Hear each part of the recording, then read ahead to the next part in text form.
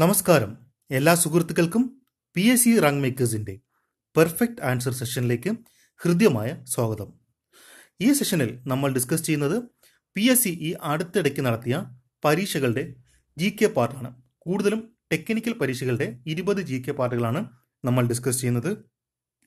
ഇന്ന് നമ്മൾ ഡിസ്കസ് ചെയ്യുന്നത് 2019 ഏപ്രിൽ മാസം 3-ാം തീയതി സോഫ്റ്റ്വെയർ ടെസ്റ്റിംഗ് അസിസ്റ്റൻറ്റിന് വേണ്ടി പി എസ് സി നടത്തിയ പരീക്ഷയുടെ ജി കെ ക്വസ്റ്റ്യനുകളാണ്. അപ്പോൾ നമുക്ക് ചോദ്യത്തിലേക്ക് കടക്കാം. ഞാനിത് 20 ക്വസ്റ്റ്യനും ഡിവൈഡ് ചെയ്തിട്ടുണ്ട്. ആദ്യം ഞാൻ ക്വസ്റ്റ്യൻ പറയും, അതിനുശേഷമാണ് ഞാൻ ആൻസർ പറയുക. അപ്പോൾ ഞാൻ ക്വസ്റ്റ്യൻ പറയുമ്പോൾ നിങ്ങൾ ഓപ്ഷൻ നോക്കി നിങ്ങൾക്ക് ശരിയെന്ന് തോന്നുന്ന ആൻസറുകൾ നോട്ട് ചെയ്ത് വയ്ക്കുക. അതിനുശേഷം ഞാൻ പറയുന്ന ആൻസറുമായി കമ്പയർ ചെയ്ത് നിങ്ങൾക്ക് കിട്ടിയ മാർക്കുകൾ കമൻറ്റ് ചെയ്യുക.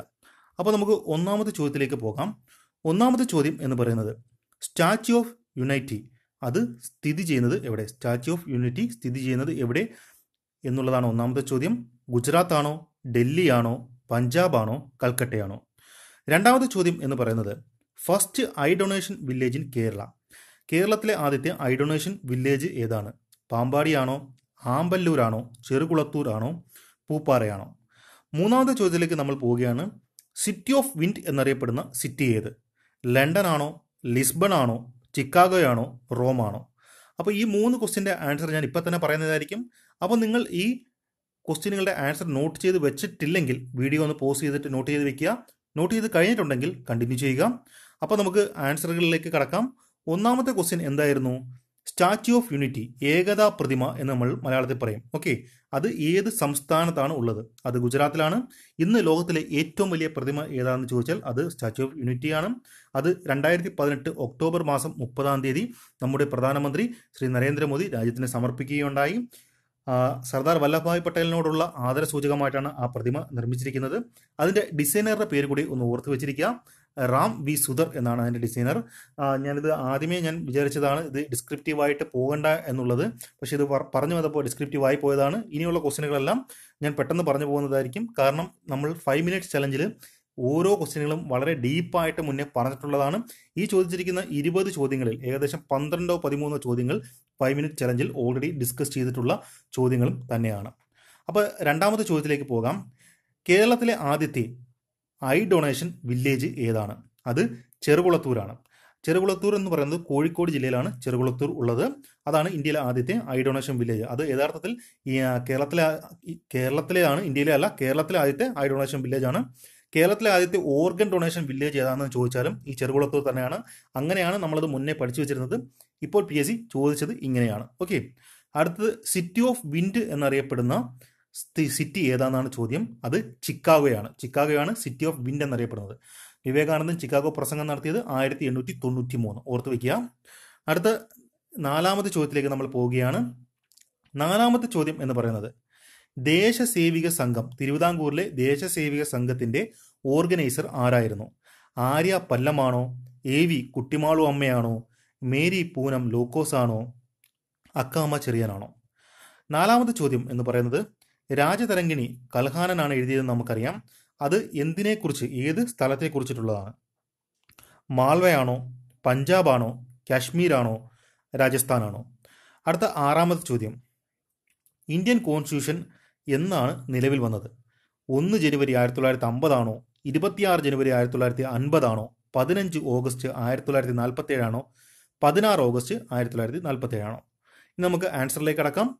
ആൻസർ എന്ന് പറയുന്നത് തിരുവിതാംകൂറിലെ ദേശസേവിക സംഘത്തിൻ്റെ ഓർഗനൈസർ അക്കാമ ചെറിയാനാണ്. അക്കാമ ചെറിയാൻ നമ്മൾ സുപരിചിതയായ പേരാണ്.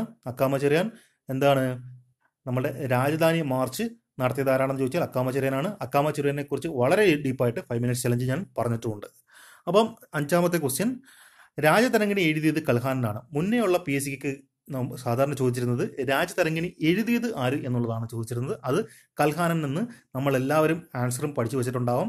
ഇപ്പോൾ പി എസ് സി കുറച്ചുകൂടെ അഡ്വാൻസ്ഡ് ആയി. അത് ഏത് സ്ഥലത്തെക്കുറിച്ച് എന്നായി ക്വസ്റ്റ്യൻ. അത് കാശ്മീരിലാണ്. കാശ്മീരിനെ കുറിച്ചിട്ടാണ് എഴുതിയത്. കാശ്മീരിലെ രാജാക്കന്മാരെ കുറിച്ചിട്ടാണ് കൂടുതലും. രാജതരംഗിണി എന്ന് പറയുന്ന ആ ബുക്കിൽ കൂടുതലായും കാശ്മീരിലെ രാജാക്കന്മാരെ കുറിച്ചിട്ടാണ് പറഞ്ഞിട്ടുള്ളത്. അടുത്ത ആറാമത്തെ ചോദ്യം എന്ന് പറഞ്ഞത് എന്താണ്? ഇന്ത്യൻ കോൺസ്റ്റിറ്റ്യൂഷൻ നിലവിൽ വന്നതെന്ന്. അത് 26 ജനുവരി 1950 ഇന്ത്യൻ കോൺസ്റ്റിറ്റ്യൂഷൻ നിലവിൽ വന്നത്. ഇന്ത്യൻ കോൺസ്റ്റിറ്റ്യൂഷൻ അഡോപ്റ്റ് ചെയ്തതാണെങ്കിൽ ഇതിന് 2 മാസം മുമ്പേ 26 നവംബർ 1949 ഓക്കെ. അടുത്ത 7ാമത്തെ ചോദ്യം, നമ്മുടെ ഭരണഘടനയുടെ ആമുഖം ആദ്യമായി അമെൻഡ് ചെയ്യപ്പെട്ടത് എന്ന്, ഭേദഗതി ചെയ്യപ്പെട്ട അമെൻമെന്റ് ഏത്? 41st ആണോ, 42nd ആണോ, 43rd ആണോ, 44 ആണോ? അടുത്ത് താഴെ പറയുന്നവയിൽ മൗലിക അവകാശം ഫണ്ടമെന്റൽ റൈറ്റ് അല്ലാത്തത് ഏത്? റൈറ്റ് അഗെയിൻസ്റ്റ് എക്സ്പ്ലോയിറ്റേഷൻ ആണോ, റൈറ്റ് ടു ലിബർട്ടി ആണോ, റൈറ്റ് ടു ഇക്വാളിറ്റി ആണോ, റൈറ്റ് ടു പ്രോപ്പർട്ടി ആണോ? അടുത്ത 9ാമത് ചോദ്യം എന്ന് പറയുന്നത്, വിവരാവകാശ നിയമപ്രകാരം RTA ആക്ട് പ്രകാരം നമ്മളൊരു അപേക്ഷ കൊടുക്കുകയാണെങ്കിൽ അതിനോടൊപ്പം കെട്ടിവെക്കേണ്ട ഫീസ് എത്രയാണ്? 10 രൂപയാണോ, 20 രൂപയാണോ, 50 രൂപയാണോ, 100 രൂപയാണോ? ഓക്കെ. അപ്പോൾ നമുക്ക് ആൻസറുകളിലേക്ക് നോക്കാം. ആദ്യമായി ഇന്ത്യൻ കോൺസ്റ്റിറ്റ്യൂഷൻ അമെൻഡ് ചെയ്യപ്പെട്ടത് 42ാം അമെൻമെന്റിലാണ്. എത്രാമത്തെ അമെൻമെന്റിലാണ്? 42nd അമെൻമെന്റിലാണ് ഇന്ത്യൻ കോൺസ്റ്റിറ്റ്യൂഷന്റെ പ്രിയാമ്പിൾ ആദ്യമായി അമെൻഡ് ചെയ്യപ്പെട്ടത്. ഓക്കെ. ഇനി എന്താണ് താഴെ പറയുന്നവയിൽ ഫണ്ടമെന്റൽ റൈറ്റ് അല്ലാത്തത് ഏത് എന്നുള്ളതാണ് 8ാമത്തെ ക്വസ്റ്റ്യൻ. അത് റൈറ്റ് ടു പ്രോപ്പർട്ടി ആണ്. ഓക്കെ. സ്വത്തവകാശം അത് എന്തായിട്ട് മാറി? അത് ഫണ്ടമെന്റൽ റൈറ്റ് അല്ലാതായിട്ട് മാറി. ആദ്യ കാലങ്ങളിൽ ഇതൊരു ഫണ്ടമെന്റൽ റൈറ്റ് ആയിരുന്നു. പിന്നീട് അത് ഫണ്ടമെന്റൽ റൈറ്റിന്റെ കാറ്റഗറിയിൽ നിന്ന് റിമൂവ് ചെയ്യപ്പെടുകയാണ് ഉണ്ടായത്. അടുത്തത് 9ാമത്തെ ക്വസ്റ്റ്യൻ, വിവരാവകാശ നിയമപ്രകാരം നമ്മൾ ഒരു ആപ്ലിക്കേഷൻ കൊടുക്കുമ്പോൾ കെട്ടിവെക്കേണ്ട ഫീസ് 10 രൂപയാണ്. ഓക്കെ. 10 റുപ്പീസാണ് കെട്ടിവെക്കേണ്ടത്. അത് ഞാൻ ചാലഞ്ചിൽ പറഞ്ഞിട്ടുണ്ട്. എന്താണ്, ഡിസ്കിലോ അല്ലെങ്കിൽ ഫ്ലോപ്പിലോ മേടിക്കണമെങ്കിൽ 50 രൂപ കൊടുക്കണം. നമുക്ക് അതിൻ്റെ ഫോട്ടോ കോപ്പി ഓരോ പേജിനും 2 രൂപ വെച്ച് കൊടുക്കണം. പിന്നെന്ന് പറയുന്നത് എന്താണ്, അവിടെ പോയിരുന്ന് ഡേറ്റ റെഫർ ചെയ്യണമെങ്കിൽ ആദ്യത്തെ 1 മണിക്കൂർ ഫ്രീ ആണ്. പിന്നെയുള്ള ഓരോ മണിക്കൂറിനും 5 രൂപ വെച്ച് കൊടുക്കണം. അതൊക്കെ ഡീറ്റെയിൽ ആയിട്ട് പറഞ്ഞിട്ടുണ്ട്, അത് റെഫർ ചെയ്യുക. അടുത്ത 10ാമത് ചോദ്യം എന്ന് പറയുന്നത്, ഇന്ത്യയുടെ ആദ്യത്തെ വിദേശകാര്യ മന്ത്രി ആരായിരുന്നു? വിദേശ വകുപ്പ് മന്ത്രി ആരായിരുന്നു? ഫോറിൻ മിനിസ്റ്റർ ആരായിരുന്നു? ജവഹർലാൽ നെഹ്റു ആണോ, ലാൽ ബഹദൂർ ശാസ്ത്രി ആണോ, ഗുൽസാർലാൽ നന്ദയാണോ, IK ഗുജ്റാൾ ആണോ? അടുത്തത്, കൊച്ചി വൈപ്പിൻ കോട്ടയിൽ ഒരു പ്രിന്റിംഗ് പ്രസ് ആദ്യമായി സ്ഥാപിച്ചതാരാണ്? ഇംഗ്ലീഷുകാരാണോ, ഫ്രഞ്ചുകാരാണോ, പോർച്ചുഗീസുകാരാണോ, ഡച്ചുകാരാണോ? അടുത്തത് 12ാമത്തെ ക്വസ്റ്റ്യൻ, നിവർത്തന പ്രക്ഷോഭം അത് നടന്ന വർഷം ഏതാണ്? ഓക്കെ. 1919 ആണോ, 1932 ആണോ, 1935 ആണോ, 1946 ആണോ? അതിൻ്റെ ആൻസറുകൾ ഇവിടെ പറയുന്നുണ്ട്. ആദ്യത്തെ ഫോറിൻ മിനിസ്റ്റർ നമ്മുടെ പ്രധാനമന്ത്രിയായിരുന്ന ജവഹർലാൽ നെഹ്റു തന്നെയാണ് ആദ്യത്തെ ഫോറിൻ മിനിസ്റ്റർ എന്ന് പറയുന്നത്. അത് ആ ക്വസ്റ്റ്യൻ്റെ ഡീറ്റെയിൽ ആയിട്ട് ഞാൻ പോകുന്നില്ല. അടുത്ത ക്വസ്റ്റ്യൻ എന്ന് പറയുന്നത് എന്താണ്, കൊച്ചി വൈപ്പിൻ കോട്ടയിൽ ഒരു പ്രിന്റിംഗ് പ്രസ് ആരംഭിച്ചത് ആര് എന്നുള്ളതാണ് ക്വസ്റ്റ്യൻ. അത് പോർച്ചുഗീസുകാരാണ്. അപ്പം കൊച്ചിൻ വൈപ്പിൻ കോട്ടയിൽ ഒരു പ്രിന്റിംഗ് പ്രസ് ആരംഭിച്ചത് ആരാണ്? പോർച്ചുഗീസുകാരാണ്. അടുത്ത, നിവർത്തന പ്രക്ഷോഭം നടന്നത് എന്നാണ്? അതിൻ്റെ വർഷം 1932 1932 നിവർത്തന പ്രക്ഷോഭം നടന്നത്. അടുത്ത 13ാമത്തെ ചോദ്യത്തിലേക്ക് നമ്മൾ പോകാം. ആത്മവിദ്യാ സംഘം ഒരുപാട് പരീക്ഷയ്ക്ക് ചോദിച്ചാണ്, വീണ്ടും റിപ്പീറ്റ് ചെയ്യുകയാണ്, നിങ്ങൾ നല്ലപോലെ പഠിക്കുക. ആത്മവിദ്യാ സംഘം സ്ഥാപിച്ചത് ആരാണ്? അടുത്തത്, ശ്രീനാരായണ ഗുരു ആദ്യത്തെ അമ്പലം, ഫസ്റ്റ് ടെമ്പിൾ എവിടെയാണ് സ്ഥാപിച്ചത്? അടുത്ത 3ാമത്തെ ക്വസ്റ്റ്യൻ എന്ന് പറയുന്നത്, ദളവാകുളം എന്ന് പറയുന്നത് താഴെ പറയുന്ന ഏത് സത്യാഗ്രഹവുമായി അല്ലെങ്കിൽ സാധ്യത പറയുന്ന ഏത് മൂവ്മെന്റുമായിട്ട് അസോസിയേറ്റ് ചെയ്ത സ്ഥലമാണ്? ഓക്കെ. അപ്പോൾ നമുക്ക് ഇതിന്റെ ആൻസറുകളിലേക്ക് പോകാം. ആത്മവിദ്യാ സംഘം നമുക്ക് എല്ലാവർക്കും അറിയാം, ആരാണ്? വാഗ്ബടാനന്ദനാണ് ആത്മവിദ്യാ സംഘം സ്ഥാപിച്ചത്. ഫസ്റ്റ് ടെമ്പിൾ ശ്രീനാരായണ ഗുരു സ്ഥാപിച്ചതെന്ന് പറയുന്നത് അരുവിപ്പുറം 1888 1888 ആദ്യത്തെ പ്രതിഷ്ഠ സ്ഥാപിക്കുന്നത്. അരുവിപ്പുറം എന്ന് പറയുന്ന സ്ഥലത്താണ് സ്ഥാപിക്കുന്നത്. അടുത്ത, ദളവാകുളം കുറച്ച് കൺഫ്യൂസിംഗ് ആവും. ദളവാകുളം നമ്മൾ പെട്ടെന്ന് കുണ്ട്ര പ്രൊക്ലമേഷൻ എഴുതി വെക്കാൻ ചാൻസ് ഉണ്ട്. അത് PSC അപ്രൂവ് ചെയ്തിരിക്കുന്ന ആൻസർ വൈക്കം സത്യാഗ്രഹമാണ്. ദളവാകുളം എവിടാണ്? വൈക്കം സത്യാഗ്രഹവുമായി ബന്ധപ്പെട്ട സ്ഥലമാണ്. അടുത്ത നമുക്ക് 16ാമത്തെ ക്വസ്റ്റ്യനിലേക്ക് പോകാം. ഇന്ത്യൻ്റെ സ്വാതന്ത്ര്യത്തിന് മുന്നേയുള്ള ജയിൽ ജീവിതം ആസ്പദമാക്കി രചിച്ച നോവൽ താഴെ പറയുന്നവയിൽ ഏതാണ്? അഗ്നിക്കിനാവുകളാണോ, അധികാരമാണോ, മതിലുകളാണോ, ആരാച്ചാറാണോ? ഓക്കെ. അടുത്ത ക്വസ്റ്റ്യനിലേക്ക് പോകാം. 1924 നടന്ന ഇന്ത്യൻ നാഷണൽ കോൺഗ്രസിന്റെ ബെൽഗാം സമ്മേളനത്തിൽ അധ്യക്ഷത അല്ലെങ്കിൽ പ്രിസൈഡ് ചെയ്തത് ആര് എന്നുള്ളതാണ് ക്വസ്റ്റ്യൻ. മോട്ടിലാൽ നെഹ്റുവാണോ, മഹാത്മാഗാന്ധിയാണോ, ജവഹർലാൽ നെഹ്റുവാണോ, സരോജിനി നായിഡുവാണോ? അടുത്ത 18ാമത്തെ ചോദ്യം, ബേട്ടി ബച്ചാവോ ബേട്ടി പഠാവോ എന്ന് പറയുന്ന പ്രോഗ്രാം ലോഞ്ച് ചെയ്ത സ്ഥലം ഒന്ന് ഓർത്തിരിക്കുക. പാനിപ്പത്താണ്. ഇനി അത് പരീക്ഷയ്ക്ക് അതായിരിക്കും ചിലപ്പോൾ ചോദിക്കുക. പാനിപ്പത്തിലാണ് ഇത് ലോഞ്ച് ചെയ്തത്. അത് ലോഞ്ച് ചെയ്ത ഡേ ആൻഡ് ഇയർ ആണ് ചോദിച്ചിരിക്കുന്നത്. 15 ഓഗസ്റ്റ് 2014 ആണോ, 26 ഓഗസ്റ്റ് 2015 ആണോ, 22 ജനുവരി 2015 ആണോ, 10 ഡിസംബർ 2015 ആണോ? അപ്പം നമുക്ക് ആൻസറുകളിലേക്ക് കടക്കാം.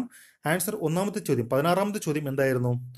സ്വാതന്ത്ര്യത്തിന് മുന്നേയുള്ള ജയിൽ ജീവിതം ആസ്പദമാക്കി രചിച്ച നോവൽ ഏത് എന്നുള്ളതാണ് ക്വസ്റ്റ്യൻ. അത് മതിലുകളാണ് ഇന്ത്യൻ സ്വാതന്ത്ര്യത്തിന് മുന്നേയുള്ള ജയിൽ ജീവിതം ആസ്പദമാക്കി രചിച്ച നോവൽ. അടുത്ത 17ാമത്തെ ക്വസ്റ്റ്യൻ എന്ന് പറയുന്നത് 1924 ബെൽഗാം സമ്മേളനത്തിൽ അധ്യക്ഷത വഹിച്ചത് അല്ലെങ്കിൽ പ്രിസൈഡ് ചെയ്തത് ആര് എന്നുള്ളതാണ് ക്വസ്റ്റ്യൻ. അത് മഹാത്മാഗാന്ധിയാണ്. നമ്മുടെ രാഷ്ട്രപിതാവായ മഹാത്മാഗാന്ധിയാണ് 1924 ബെൽഗാം സമ്മേളനത്തിൽ അധ്യക്ഷത വഹിച്ചത്. ഓക്കെ, പ്രിസൈഡ് ചെയ്തത്. അടുത്തത് ബേട്ടി ബച്ചാവോ ബേട്ടി പഠാവോ എന്ന് പറയുന്ന പ്രോഗ്രാം നമ്മുടെ പ്രധാനമന്ത്രി നരേന്ദ്രമോദി ഉദ്ഘാടനം ചെയ്തത് 22 ജനുവരി 2015 26 ജനുവരി 2015 ഇത് ഉദ്ഘാടനം ചെയ്തത്. ഓക്കെ, ഇനി 2 ക്വസ്റ്റ്യൻ കൂടെ ഇവിടെ ഉള്ളൂ, നോക്കാം. കൊയോട്ടോ പ്രോട്ടോകോൾ ഇഷ്ടംപോലെ പരീക്ഷയ്ക്ക് ചോദിച്ചു വരുന്ന ഒരു ക്വസ്റ്റ്യൻ ആണ്. അത് എന്തുമായി ബന്ധപ്പെട്ടിരിക്കുന്നു? ഓസോൺ ഡിപ്ലീഷൻ ആണോ, ക്ലൈമറ്റ് ചേഞ്ച് ആണോ, വാട്ടർ പൊല്യൂഷൻ ആണോ, ന്യൂക്ലിയർ എനർജി ആണോ? അടുത്ത 20ാമത്തെ ക്വസ്റ്റ്യൻ, ലയണൽ മെസ്സി എന്ന് പറയുന്ന ഫുട്ബോൾ പ്ലെയർ ഏത് രാജ്യത്തെ റെപ്രസെൻ്റ് ചെയ്താണ് കളിക്കുന്നത്? അർജന്റീനയാണോ, പോർച്ചുഗലാണോ, ബ്രസീലാണോ, സ്പെയിനാണോ? അപ്പോൾ നമ്മുടെ ക്വസ്റ്റ്യൻ എല്ലാം കഴിഞ്ഞിരിക്കുകയാണ്. അതിൻ്റെ ആൻസർ കൂടി നോക്കാം. കൊയോട്ടോ പ്രോട്ടോകോൾ ക്ലൈമറ്റ് ചേഞ്ചുമായി ബന്ധപ്പെട്ടതാണ്. കൊയോട്ടോ പ്രോട്ടോകോൾ എന്തുമായി ബന്ധപ്പെട്ടതാണ്? ക്ലൈമറ്റ് ചേഞ്ചുമായി ബന്ധപ്പെട്ടതാണ് കൊയോട്ടോ പ്രോട്ടോകോൾ എന്ന് പറയുന്നത്. ലയണൽ മെസ്സി റെപ്രസെൻറ്റ് ചെയ്യുന്നത് അർജന്റീനയാണ്. ലയണൽ മെസ്സി ഏത് രാജ്യത്തിൻ്റെ കളിക്കാരനാണ്? അർജന്റീനൻ പ്ലെയറാണ്. അപ്പോൾ നമ്മുടെ 20 ചോദ്യങ്ങളും ഇവിടെ അവസാനിച്ചിരിക്കുകയാണ്. അപ്പോൾ നിങ്ങൾക്ക് കിട്ടിയ മാർക്കുകൾ എത്രയാണെന്ന് കമൻറ്റ് ചെയ്യാൻ മറക്കരുത്. അപ്പോൾ നിങ്ങൾക്ക് ഈ വീഡിയോ ഇഷ്ടപ്പെട്ടിട്ടുണ്ടെങ്കിൽ അതും നിങ്ങളുടെ ഫ്രണ്ട്സുമായി ഷെയർ ചെയ്യുക. നിങ്ങൾക്ക് എന്തെങ്കിലും അഭിപ്രായങ്ങളോ നിർദ്ദേശങ്ങളോ ഉണ്ടെങ്കിൽ അതും അറിയിക്കുക.